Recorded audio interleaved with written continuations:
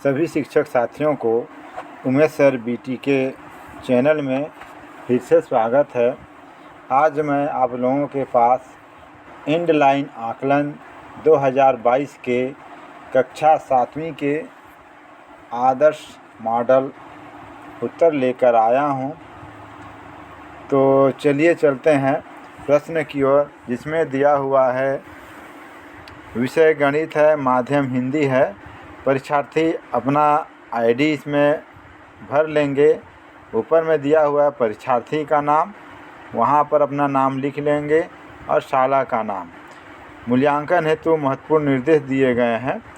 और अगला दिया हुआ है निर्देश, सभी प्रश्नों को हल करना अनिवार्य है। मतलब दिए गए सभी प्रश्नों को क्या करना है, हल करना है। दिए गए प्रश्नों के उत्तर इसी प्रश्न में, मतलब प्रश्न में ही उत्तर लिखना है। तो हमारा प्रश्न नंबर 1 है, 1 नंबर का, 42 अंश का संपूरक कोण होगा। तो 42 अंश का संपूरक कोण क्या होगा? तो संपूरक कोण क्या होता है? दो कोण का योग 180 अंश होता है। तो इसलिए हमारा आंसर क्या हो जाएगा? 138 अंश पहले नंबर का। मतलब हम लोग 138 में 42 को जोड़ देंगे तो 180 अंश हो जाएगा। अगला दिया हुआ है, दी गई परिमेय संख्या अशांत संख्या। मतलब दी गई में कौन सी संख्या अशांत है, तो हमको चुन कर लिखना है। यदि 1/4 को भाग करते हैं तो 0.025 प्राप्त होगा। आप लोग भाग करके देख लीजिएगा। और 1/2 को भाग करते हैं तो हमको उत्तर प्राप्त होता है 0.5। और उसी प्रकार 10/3 को भाग करते हैं तो हमको प्राप्त होता है 0.333। और अगला जो हमारा दिया हुआ है चौथा नंबर, इसको अगर हम लोग भाग करते हैं तो 0.0 प्राप्त होगा। इस प्रकार जो सवाल नंबर 3 है, जो उत्तर में लिखा हुआ है 10/3, हमारा क्या हो जाएगा? अशांत परिमेय संख्या। अगला प्रश्न है प्रश्न नंबर 3, वह रेखा जो 2 या 2 से अधिक दी गई रेखाओं को अलग अलग बिंदुओं पर प्रतिच्छेद करती है, खाली स्थान रेखा कहलाती है। तो रेखा कौन क्या कहलाती है? तिर्यक रेखा। तो हमारा उत्तर हो जाएगा उत्तर नंबर 4। अब अगले पेज की ओर आते हैं, जिसमें दिया हुआ है उत्तर लिखना था यहाँ पे, तो हमने 4 नंबर पहले ही लिख दिया है और उत्तर यहाँ दिया हुआ है। प्रश्न नंबर 4 है, समानुपात में खालिस्थान पद होते हैं। तो समानुपात में कुल कितने पद होते हैं? 4 पद होते हैं। जैसे कि आप लोग को याद होगा, बाह्य पदों का गुणनफल गुणित मध्य पदों का गुणनफल, मतलब 2 पद को गुणा करके लिखते हैं। इसलिए हमारा उत्तर इसका क्या हो जाएगा? 4 नंबर। प्रश्न नंबर 5 दिया हुआ है, निम्नलिखित चित्र के 25% भाग को छायांकित कीजिए और उन्हें भिन्न के रूप में लिखिए। तो ये हमारे पास 4 खंडों में विभाजित किया हुआ था। तो उसमें से हम लोग किसी भी एक भाग को छायांकित कर देंगे तो हमारा उत्तर आ जाएगा। ऐसा ना कि हमको बीच को ही छायांकित करना है, किसी भी खंड को छायांकित कर देंगे तो 25% छायांकित हो जाएगा। और भिन्न रूप है, ये 4 भाग है तो देख लीजिए। तो 4 त्रिभुज है, तो 4 त्रिभुज में एक त्रिभुज को छायांकित किया हुआ है, इसलिए उसको हम लोग लिख देंगे 1/4। मतलब 4 भाग में एक हिस्सा छायांकित किया हुआ है। और दशमलव रूप इसका क्या हो जाएगा? 0.25। अगर 1/4 को हम लोग 4 से भाग करते हैं तो हमको 0.25 प्राप्त होता है। प्रश्न नंबर 6 है, गुणनफल ज्ञात कीजिए। सवाल में दिया हुआ है 0.7 गुणित 0.02, जिसको मैंने गुणा करके आप लोग को दिखाया है। ये सवाल 3 नंबर का है।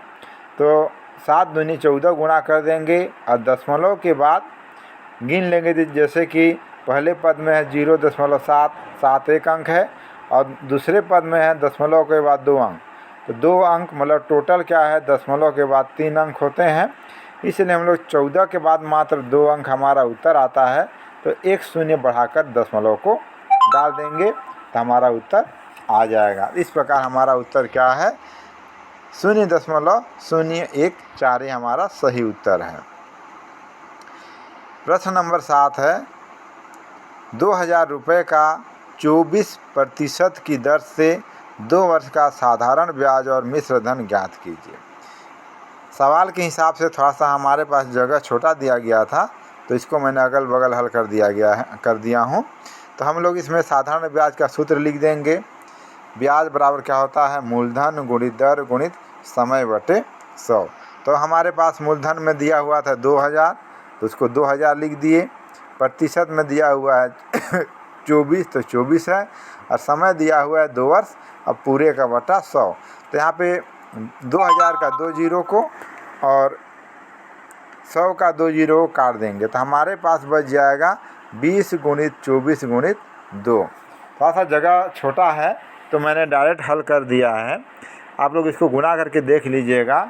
20 गुणित 24 गुणित 2 को गुणा करते हैं तो हमारे पास उत्तर आता है 960।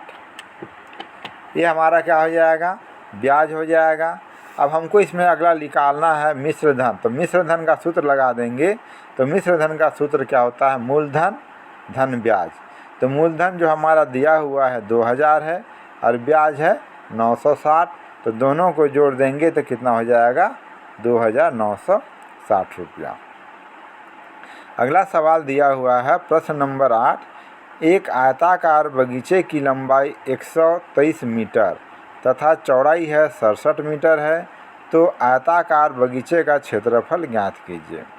तो आयताकार बगीचे का क्षेत्रफल क्या हो जाएगा, लंबाई गुणित चौड़ाई, इसका सूत्र है।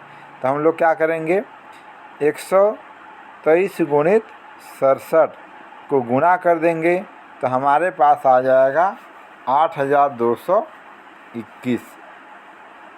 तो यहाँ इसका मात्रक दिया हुआ था मीटर, तो इसका उत्तर लिख सकते हैं, थोड़ा सा छूट गया है, तो 8241 वर्ग मीटर। हमको उत्तर में मात्रक भी लिखना जरूरी होता है, तो इसका उत्तर कितना हो जाएगा, 8241 वर्ग मीटर। तब अगले सवाल की ओर चलते हैं। तो अगले सवाल में दिया हुआ है प्रश्न नंबर 9 है, नीचे दिए गए दंड आरेख में धोनी के द्वारा वर्ष 2000 से वर्ष 2000 तक बनाए गए रनों की संख्या दी गई है। इन आरेखों का अवलोकन कर दिए गए प्रश्नों का उत्तर दीजिए। तो देखिए यहाँ पे आरेख जो है स्पष्ट दिख रहा है, एक साइड में दिया हुआ है रनों की संख्या और एक साइड दिया हुआ है वर्ष। रनों का स्तर दिया हुआ है 0 के बाद 200, 0, 200, 400, 600, 800, 1000, और वर्ष दिया हुआ है 2000, 2001, 2002, 2003 और 2004। हमारा पहला सवाल है, किस वर्ष में धोनी ने सर्वाधिक रन बनाए हैं। तो हम इस दंड आरेख को देखेंगे तो आप लोग को दिखाई देगा 2003, देखिए सबसे ऊंचा है, इसलिए क्या हो जाएगा 2003 उत्तर। वह वर्ष बताइए जिसमें धोनी द्वारा बनाए गए रनों की संख्या न्यूनतम है। तो देख लीजिए यहाँ पे दंड आरेख में दिया हुआ है 2000 में 400 रन है, 2000 में 600 रन है, और 2002 में लगभग 500 के आसपास है, 2003 में दिया हुआ है 800 और 2004 में है 700। तो सबसे कम आप लोगों को दिखाई दे रहा होगा 2002 में कितना रन बना हुआ है, 200। तो हमारा उत्तर क्या हो जाएगा, 2000। इस दंड आरेख में क्या जानकारी मिलती है। तो इस दंड आरेख में हम लोग क्या जानकारी मिलती है, 2000 से 2000 तक बनाए गए रनों की जानकारी मिलती है, बनाए गए रन। प्रश्न नंबर 4, क्या धोनी हर वर्ष पिछले वर्ष से अच्छा खेलता है? तो ये तो खेल क्या है, अनिश्चित है।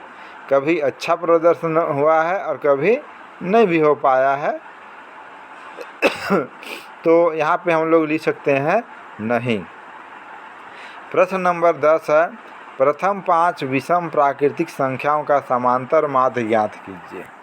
तो हमारा प्रथम 5 प्राकृतिक संख्या क्या क्या हो जाएगा? 1, 3, 5, 7, 9। तो समांतर माध्य ज्ञात करने के लिए क्या है, दी गई संख्या को जोड़ देंगे। तो 1, 3, 5, 9, 7 का योग कितना हो जाता है? 25। और कुल संख्या कितना है? 5। तो लिख दिए वहाँ पे 25/5। 5 से हम लोग भाग कर देंगे तो हमको कितना प्राप्त हो जाएगा? 5। तो हमारा उत्तर क्या हो जाएगा? 5 विषम प्राकृतिक संख्याओं का समांतर माध्य 5 होगा। प्रश्न नंबर 11 दिया हुआ है, ये 2 अंकों का सवाल है। इसमें हमको सही उत्तर चुनकर लिखना है। सवाल में दिया हुआ है 700 ग्राम का मान किलोग्राम में होगा, मतलब 750 ग्राम को किलोग्राम में बदलना है। हम लोग जानते हैं 1000 किलोग्राम बराबर कितना होता है? 1 किलोग्राम। तो हम लोग इसको क्या करेंगे, 1 ग्राम का निकालेंगे, इसलिए 1000 को पक्षांतर कर दिए तो 1 ग्राम का कितना हो जाएगा किलोग्राम में? 1/1000 किलोग्राम। तो हमको 750 का लिखना था, इसलिए हम लोग सवाल में दिया हुआ है 750 ग्राम को क्या करेंगे, 1 के साथ गुना कर देंगे तो 750/1000 किलोग्राम हो जाएगा। 0 0 को काट दिए और 1000 में 75 को काट दिए तो हमको कितना प्राप्त हुआ? 7.5। तो इस प्रकार हमारा जो उत्तर है सवाल नंबर 2 आ जाएगा, 7.25। ये अंतिम पेज की ओर चलते हैं। प्रश्न 12 है, श्री कृष्ण प्रतिदिन 250 मिलीलीटर दूध पीता है। 250 मिलीलीटर का कहने का मतलब है 1 पाव दूध। हम समझ लेते हैं 1 पाव दूध। तो बताओ वह 4 दिन में कितना दूध पी लेगा? 1 दिन में 1 पाव, 2 दिन में आधा किलो, 3 दिन में पौन किलो, तो 4 दिन में कितना हो जाएगा? 1 लीटर। आधा मतलब 1 पाव, आधा लीटर, पौन लीटर, 1 लीटर। तो इस प्रकार हमारा उत्तर आ जाएगा कितना? 1 लीटर। प्रश्न नंबर 13 दिया हुआ है, पूनम की जन्म तिथि 28 जनवरी 2096 है, तो 30 सितंबर 2005 को उसकी उम्र कितनी होगी?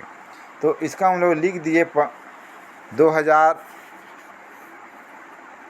जो बड़ी रहता है, बड़ी संख्या है, तो 2000 ऊपर में लिख दिया मैंने 30 सितंबर 2005 को। मतलब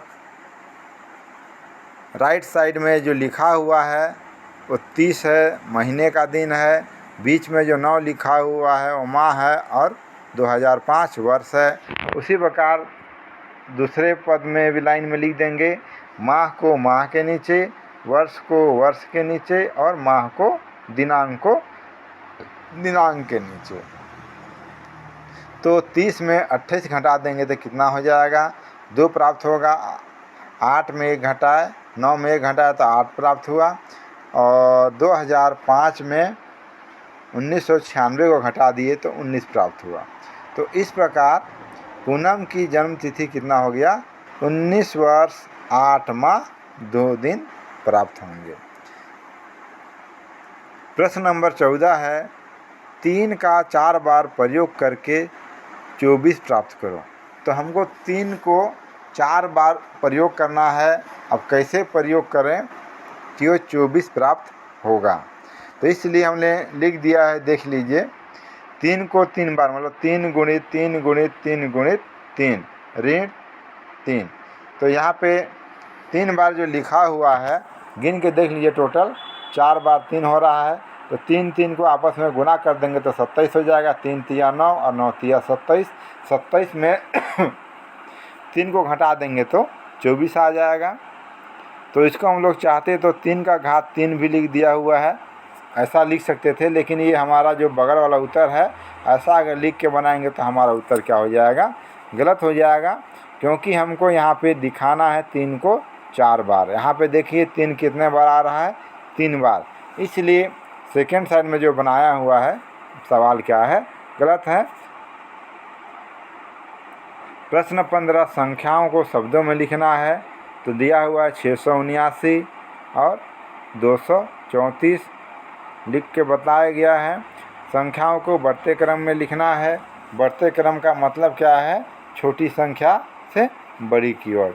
तो सबसे छोटी संख्या है 301, उससे बड़ी है 328, उससे बड़ा है 339। और हमारा जो अंतिम सवाल है 3 नंबर का, एक बारात में 4 गाड़ी गई, यदि प्रत्येक गाड़ी में 27 बाराती हैं तो कुल कितने लोग बारात गए। तो एक गाड़ी में कितने हैं, 27 बाराती। तो 4 गाड़ी में क्या कर देंगे, 4 गुणी 27 कर देंगे। तो इस प्रकार कितना हो जाएगा टोटल, कुल 108 बाराती। अगर मेरा ये वीडियो आप लोग को अच्छा लगा हो और इसी प्रकार का वीडियो आप चाहते हो तो प्लीज़ हमारे चैनल को सब्सक्राइब कर दें, ताकि नोटिफिकेशन के माध्यम से आप लोग को वीडियो सबसे पहले प्राप्त हो।